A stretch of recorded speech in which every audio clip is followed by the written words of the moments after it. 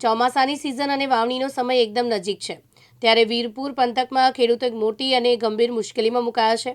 ખેડૂતો માટે અત્યારે ખેતર તૈયાર કરવાનો મુખ્ય સમય છે, પરંતુ પેટ્રોલ ડીઝલની ભારે અછતના કારણે ખેડૂતોના ટ્રેક્ટરો ખેતરમાં અધવચ્ચે થંભી ગયા છે। એક તરફ સરકાર આધુનિક ખેતીની વાતો કરે છે તો બીજી તરફ યંત્રો ચલાવવા માટેનું ઈંધણ ન મળતા ખેડૂતો રોષ અને ચિંતા વ્યક્ત કરી રહ્યા છે। યાત્રાધામ વીરપુર ગામ અને આજુબાજુ ગ્રામ્ય પંથકના ખેડૂતો હાલ ભારે મુશ્કેલીનો સામનો કરી રહ્યા છે। આગામી થોડા દિવસોમાં વાવણીનો સમય શરૂ થવા જઈ રહ્યો છે। ખેડૂતોને વાવણી પહેલા પોતાના ખેતરોમાં પાળા બાંધવા, રાપ મારવી, રોટાવેટર ફેરવવું અને ખાતર નાખવા જેવી અગત્યની કામગીરી કરવાની હોય છે, પરંતુ આ કામગીરી માટે વપરાતા ટ્રેક્ટરો ડીઝલ ન હોવાને કારણે ખેતરો ધૂળ ખાઈ રહ્યા છે।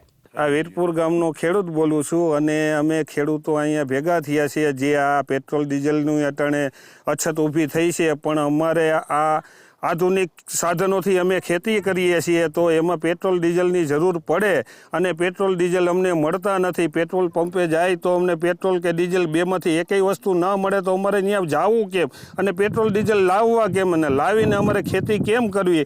તો આ વિશે અમને આ વિષયનું મૂંઝવણ પડે છે અને અમારે સરકારને એવું નમ્ર વિનંતી કે આની વિશે સરકાર ધ્યાન આપે અને ખેડૂતને બનતા સુધી જેમ મદદ પૂરી થાય એટલી મદદ કરે પેટ્રોલ ડીઝલની। ખેડૂત બોલું છું। અમે બધા અહીં ખેડૂત લોકો ભેરા થયા છે। અત્યારે વાવણીનો સમય નજીક આવવાથી અમારે ખેતી તૈયાર કરવાની છે। ઝરા પાકવાની હોય છે, સા નાખવાના હોય છે, રોટાવેટર નાખવાના હોય છે અને ખાતર વાવવાનું હોય છે ઉનાળું। જો અટાણે ડીઝલ મળતું નથી, ડીઝલની ખેંચ બહુ ઊભી થઈ ગઈ છે અને વાવણી થઈ જાય તો અમારે ખેતી તૈયાર કર્યા વગર વાવણી કઈ રીતે વાવવી એ મોટો પ્રશ્ન છે। ડીઝલ લેવા અમે કેન લઈને જાય છીએ પેટ્રોલ પંપે તો કે તમે વાહન લઈને આવો, પણ ડીઝલ વગર અમારે વાહન પેટ્રોલ પંપે લઈ કઈ રીતે જવા? તો એ બાબતે ખેડૂત પ્રત્યે સરકાર થોડુંક નરમ વલણ અપનાવે, સારી નજર રાખી અને ડીઝલ પ્રત્યે થોડુંક કરાવે તો સારું કહેવાય। ભાગેશ ડોબરિયા, દિવ્યાંગ ન્યૂઝ, રાજકોટ।